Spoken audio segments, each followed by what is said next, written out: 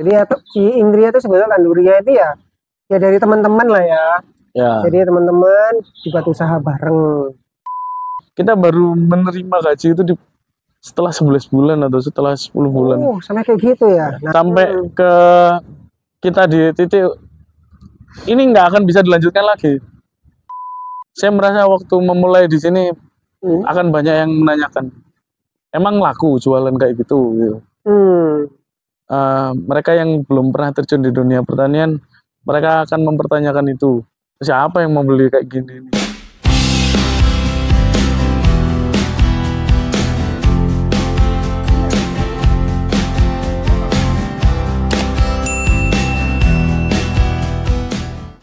Halo teman-teman, kita sekarang ada di base camp yang lumayan terkenal ya, terkenal.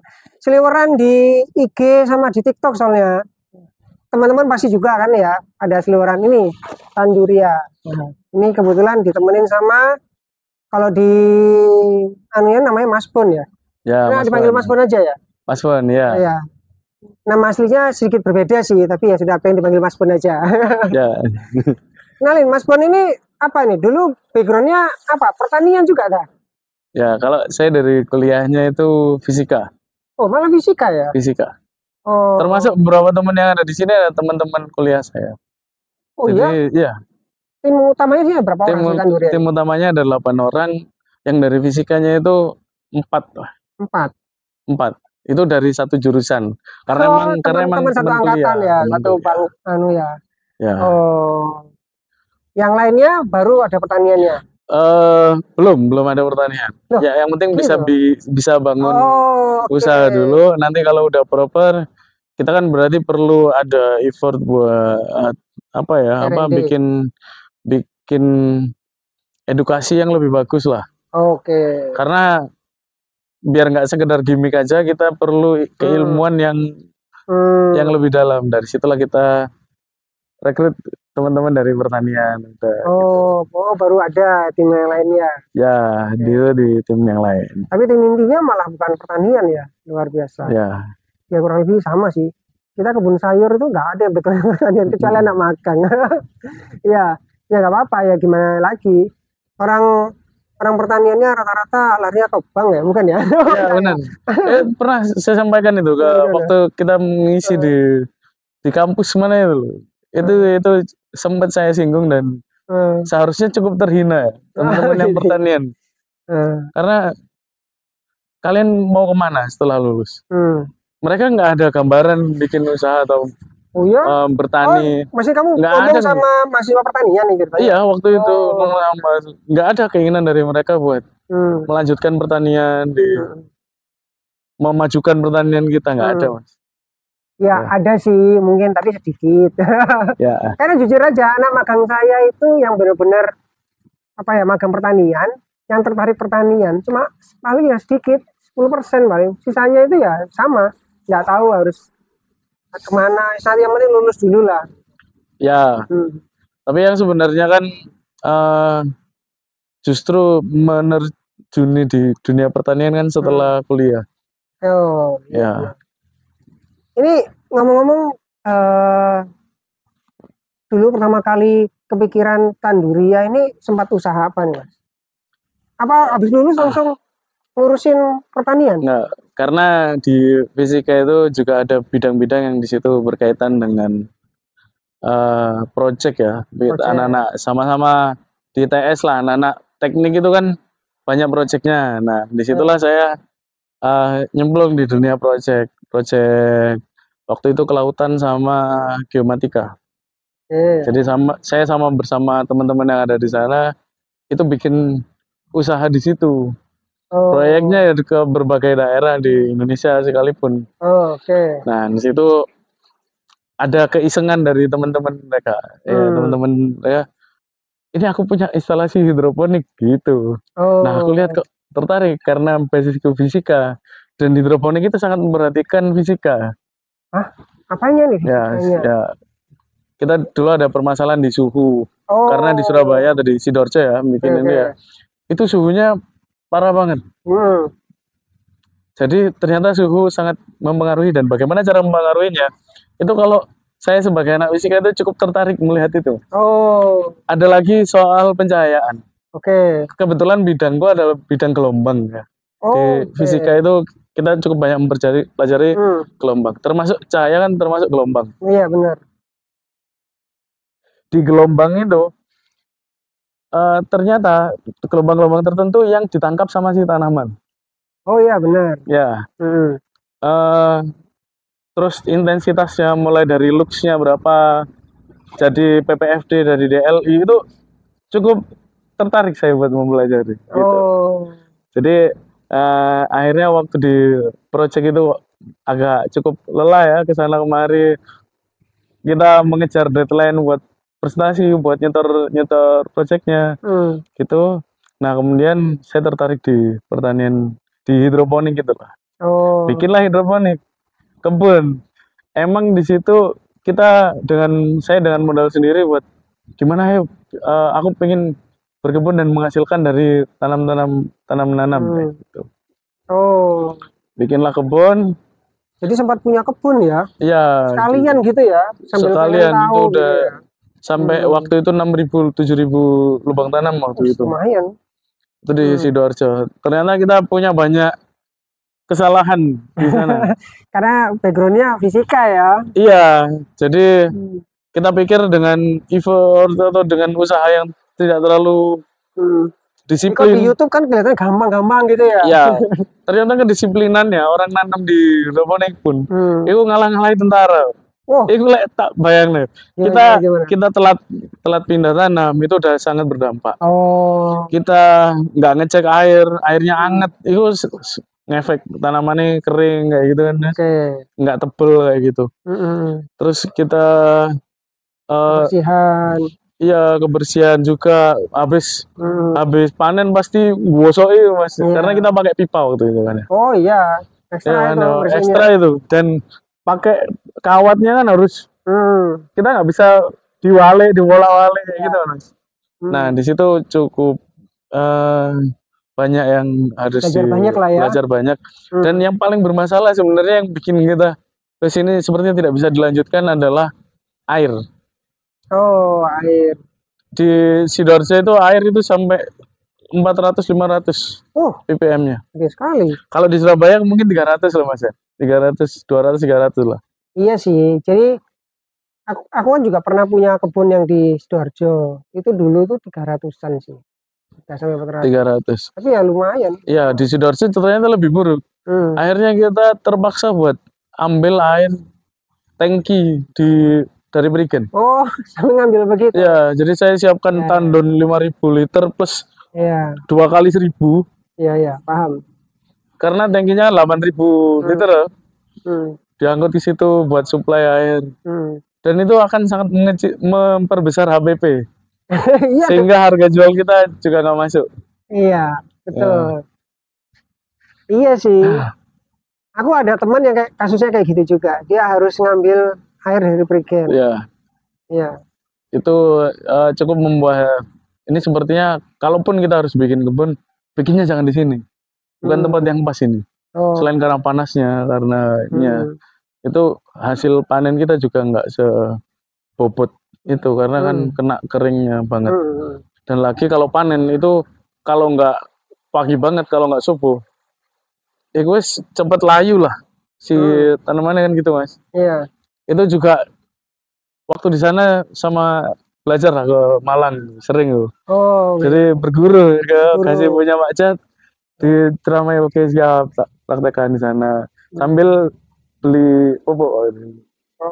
Ya pokoknya berguru orang-orang yang senior lah ya. Yang hidroponik ya. Ya, kita sedang berusaha pandemi.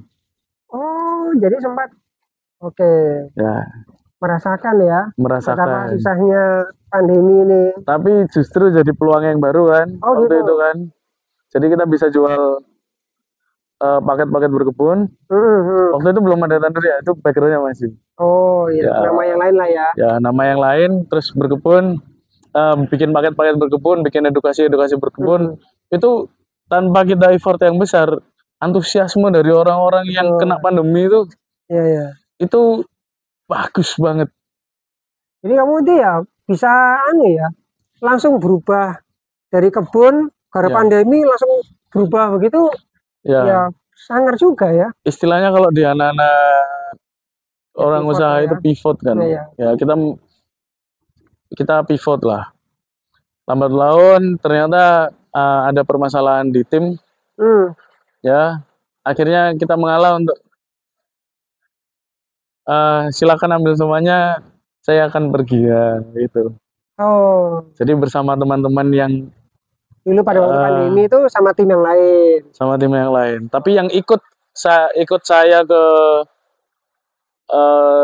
Malang untuk bikin Tanduria ini, karena bikinnya Tanduria itu di Malang. Oh, Untuk bikin Tanduria yang di Malang itu teman-teman yang ada di tempat yang lama itu ikut. oh. Ya, Jadi itu akhirnya buat produk lagi baru gitu ya. ya kita buat brand Brand baru ya. sendiri itu buat mengkondusifkan lagi lah. Ya, Masalah internal lah ya. Kalau ini kan nggak ya, usah dibahas lah. Yes, masa Ya. lalu lah ya. sudah tahu lah ya teman-teman Tanduria juga pasti cukup memahami hal ini. Iya.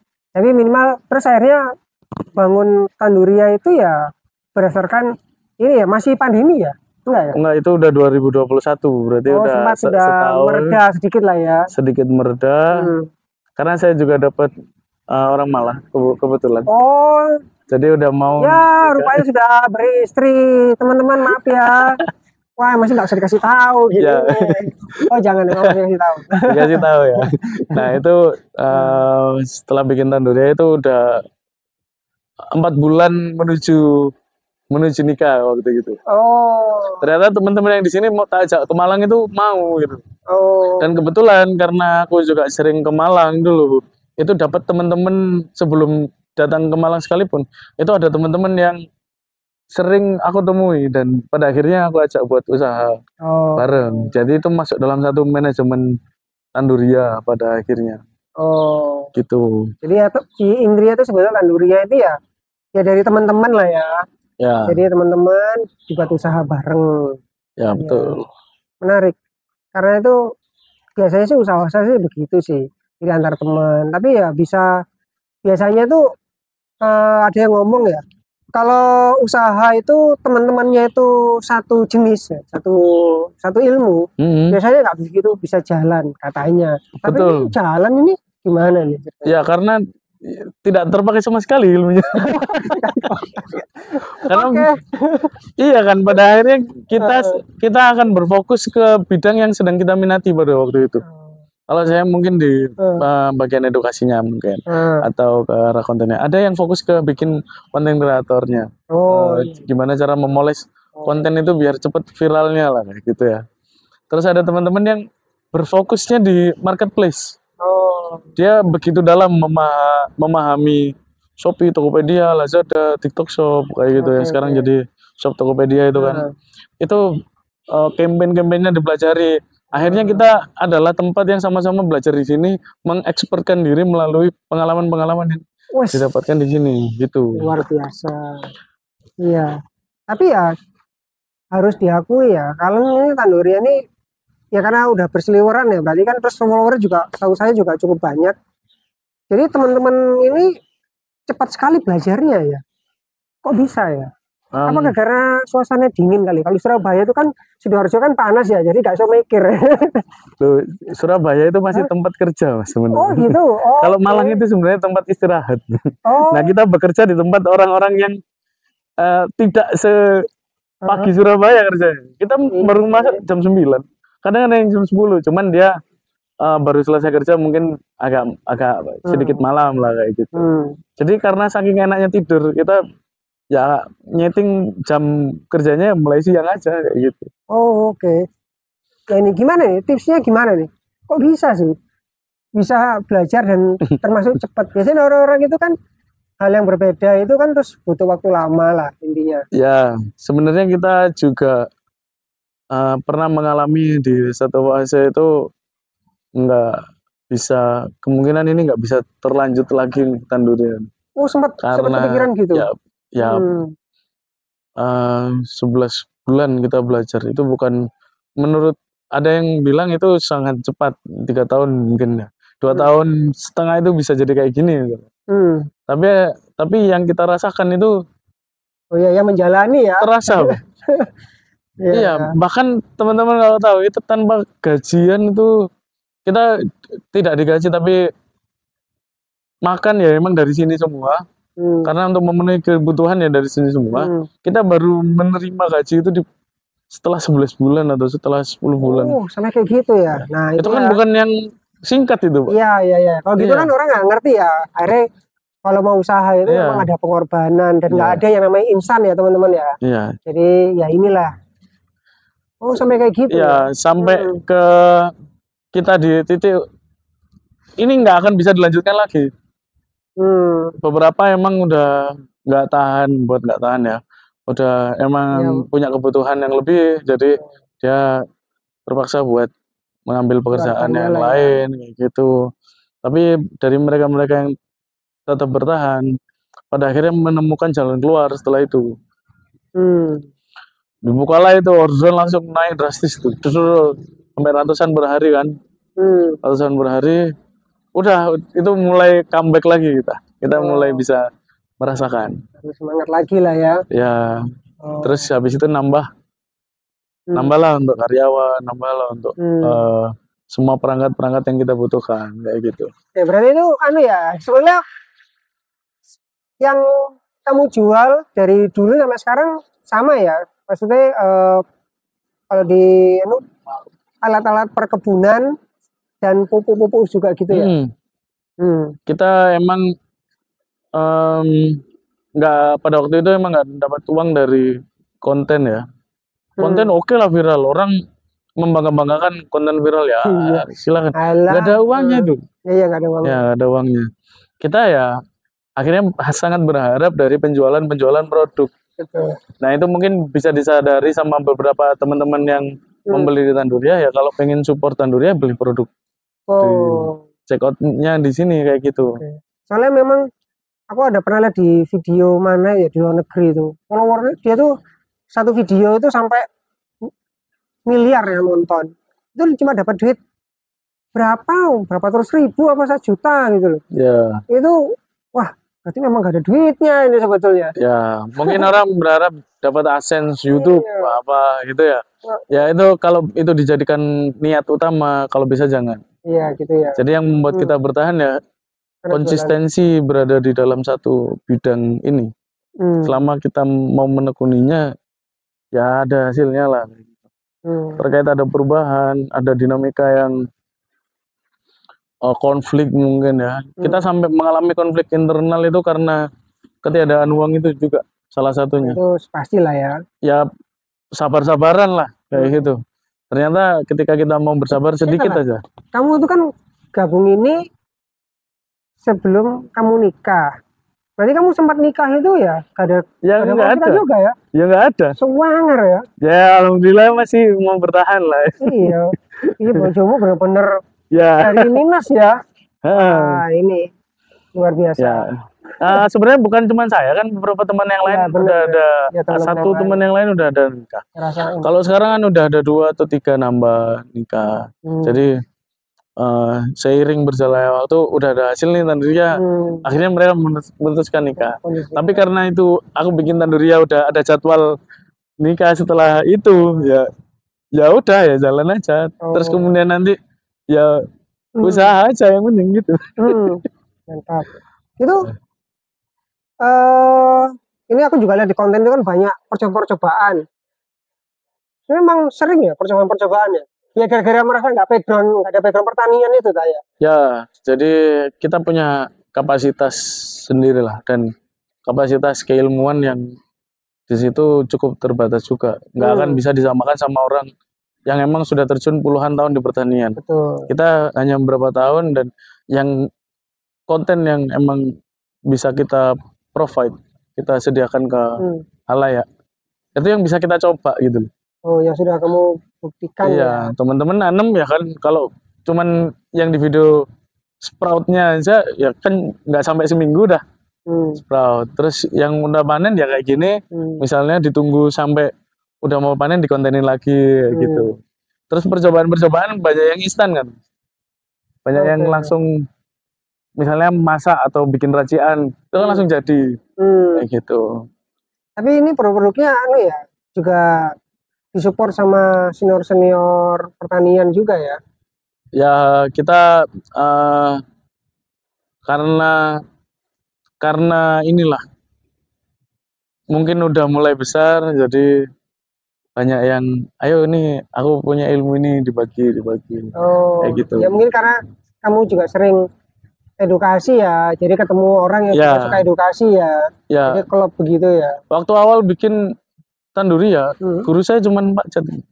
Pak Jat. Iya, jadi di video nggak nongol sih. Ya, di video yang di bawah-bawah ya, di atas nanti yang diupload ya teman-teman.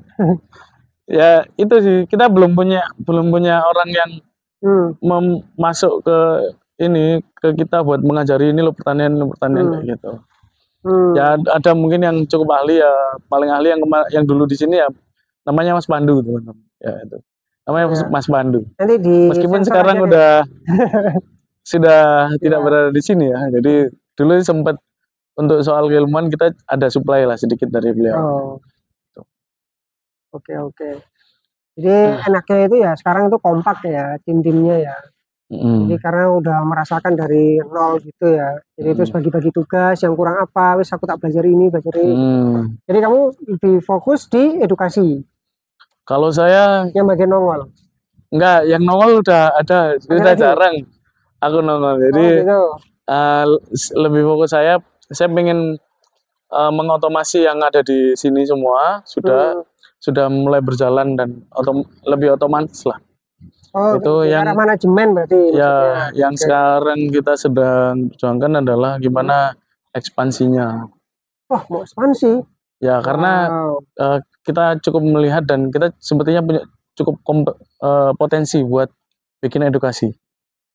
Edukasi tentang tanam edukasi.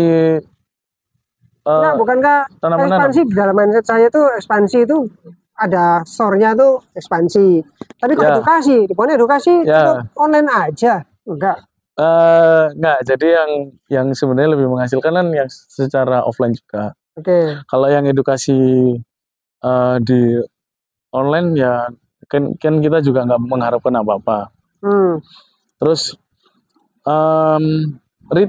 soal retailnya ini secara ekspansinya kita mau buka toko itu akan banyak pengeluaran yang kita keluarkan. Ya sia-sia juga lah. Ya, jadi karena sekarang trennya udah di online, kita ya udah online fokus saja. Terkait ekspansinya kayak gimana, penambahan produk aja.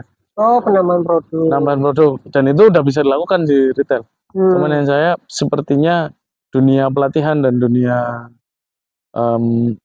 edukasi langsung di lapangan kayak gitu itu yang merasa perlu ditambahi. Bisa digarap lah buat kita lah. Dan kita sedang bergerak di situ. Kita kerjasama dengan beberapa tempat wisata. Kita jadi manpower buat guide itu untuk edukasi pertaniannya. Jadi kayak gitu.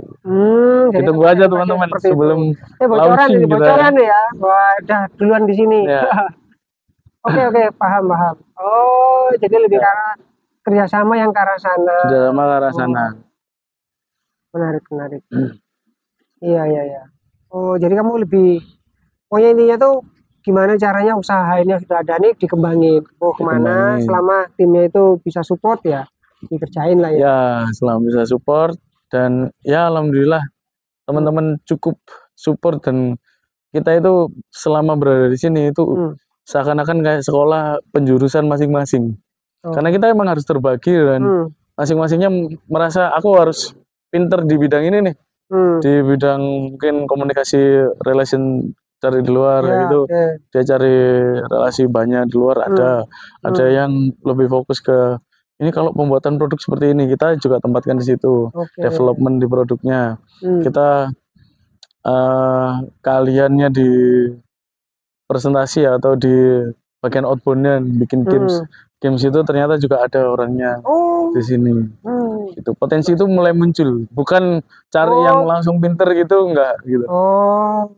yang mau skill dulu. unlock gitu ya. Iya. Jadi kalau main game itu experience makin tinggi, terus akhirnya skill bertambah gitu ya. Iya, betul gitu.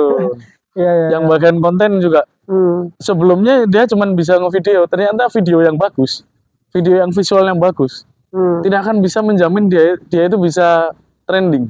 Oke. Masuk FYP, nggak bisa jamin.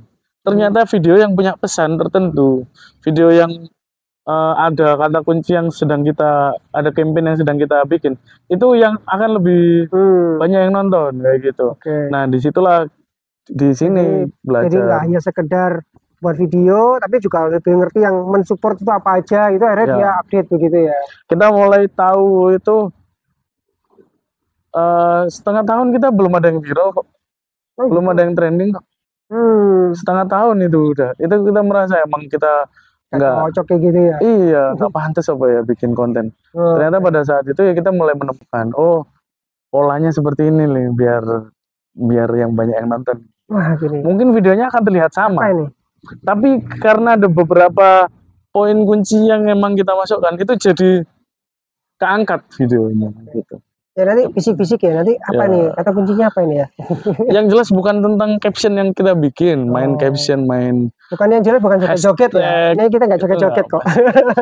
Nggak ada joget-joget. Oh ada sih, kemarin sebenarnya satu konten, tapi konten yang tidak viral itu konten yang joget-joget. Gitu ya. Yang nggak joget, justru itu pesannya masuk, trending dapat gitu. Masuk. Iya. Yang lagi tren ya, terutama ya kita harus update yang lagi tren apa, itu biasanya juga yang membantu lagi apa FYP. Ya. Terus ini berarti jualannya itu kebanyakan pupuk-pupuk juga ya? Ada pupuk, kita adopsi juga pupuk-pupuk dari para intelektual lah.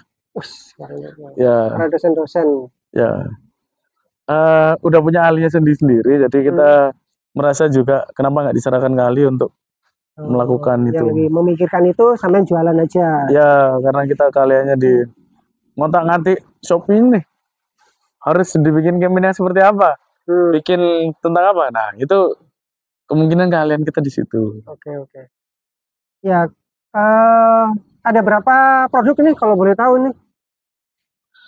Kalau 50 sampai lebih lah. Oh, malah lebih. Kalau ya senormalnya retail itu sebenarnya toko itu kan produknya ratusan lah. Kita juga termasuk di ratusan ya, sekitar 500 lah. Yang jelas nggak jualan sayur ya. Nah itu nunggu dapat perintah dari Mas Medi. Wadah. Sayur apa yang boleh kita jual dan biasanya gitu. Oke, siap. Gitu. Siap. Gitu kan ya. Iya, Mas.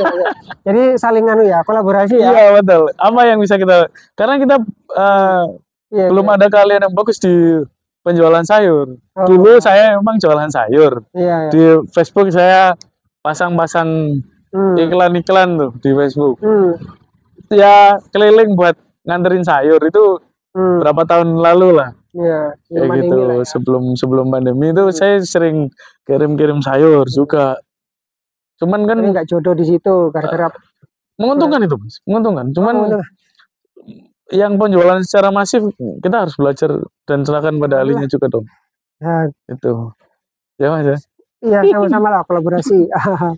Jadi berarti balik lagi produk-produkmu deh. Ya, produkmu ini lebih fokus ke rumah tangga ya. Rumah tangga, dan emang kita tidak sedang bersaing dengan para perkebunan yang udah besar. Bukan mainan kita lah gitu. Kita hanya menyasar teman-teman yang ini namanya ini. Enggak, kita nggak main ke kebun besar, Mas, jujur Mas. Kita hanya bermain di teman-teman yang nanamnya di rumah. Jadi urban farmers lah pasar kita, dan pasar urban farmers itu kan sangat-sangat baru di Indonesia. Iya benar, lagi tren lah ya. Lagi tren juga setelah pandemi itu. Soalnya orang kebanyakan terjebak urban farmer itu harus hidroponik, padahal enggak juga. Enggak juga. Makanya, ya kayak gini-gini ini itu ya. Iya. Ya maksudnya nggak harus hidroponik lah. Kita pot-potan itu juga oke hasilnya. Cuma yang jadi masalah itu memang orang-orang itu kurang mengerti tentang pentingnya pupuk. Kadang biasanya kan cuma dikasih air sama kok enggak air beras ya, paling gitu Ya, doang. ya, ya. Padahal kan ya itu kurang, ya Kurang. kan? Hmm.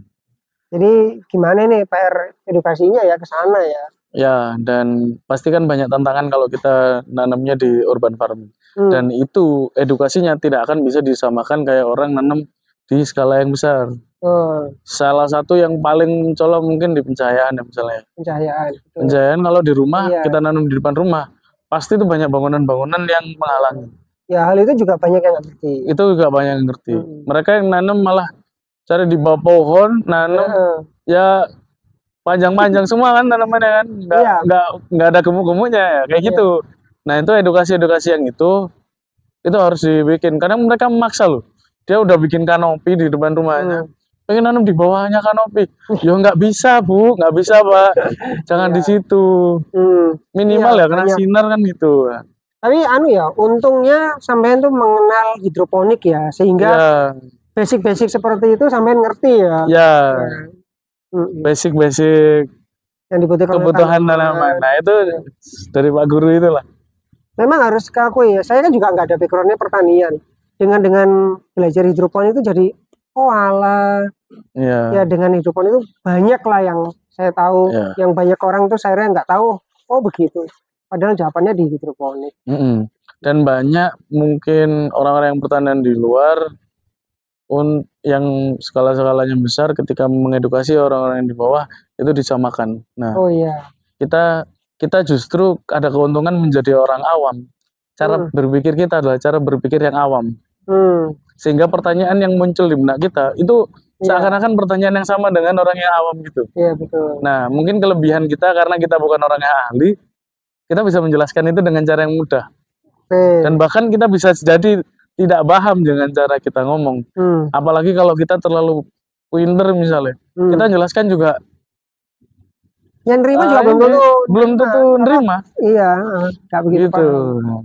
Iya, memang saya juga sering kali kalau menjelasin sesuatu itu ya lumayan ekstra. Karena menyederhanakan yang rumit itu butuh ekstra tenaga dan pikiran.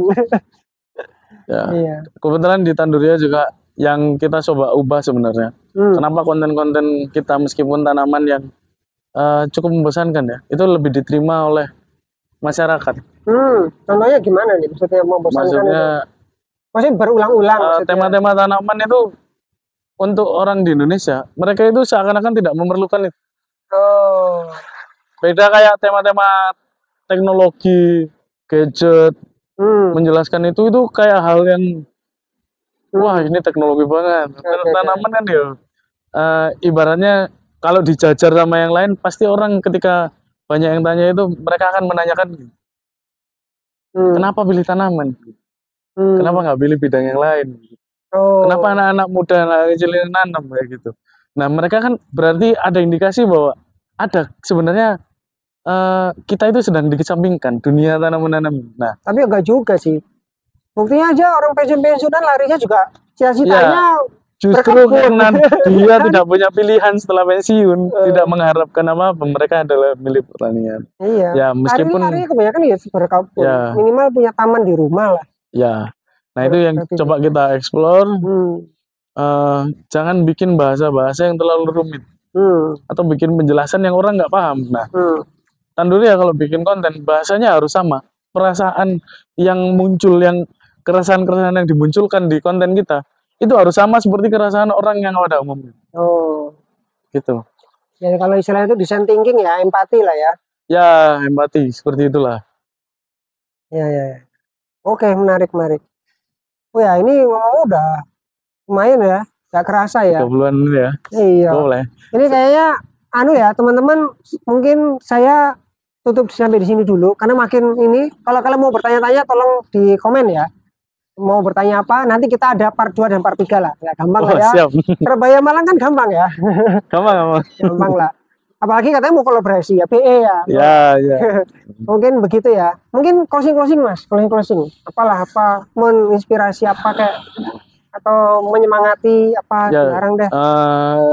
Menyemangati gimana ya? Saya merasa waktu memulai di sini akan banyak yang menanyakan. Emang laku jualan kayak gitu? mereka yang belum pernah terjun di dunia pertanian, mereka akan mempertanyakan itu. Oke. Siapa yang mau beli kayak gini nih, gitu. Tapi ingat bahwa setiap barang itu pasti punya pasarnya. Perbedaannya adalah apakah kita sudah menemukan pasar itu atau belum. Kalau belum pasti ya nggak kelihatan laku ya. Jadi carilah pasar itu dengan baik dan teman-teman akan bisa bahagia di satu bidang yang ditekuni. Mantap. Gitu ya. Keren habis. Keren. Nah, tapi ngomong-ngomong, sekarang pegawainya berapa orang? Ya 15-an lah di sini. 15-an tuh coba. Ya. Jualan begini 15 pegawai loh. Berarti ya nggak kaleng-kaleng loh teman-teman. Oke, kalau gitu see you soon next video ya. Jika kalian suka dengan video ini, jangan lupa like, comment, and subscribe.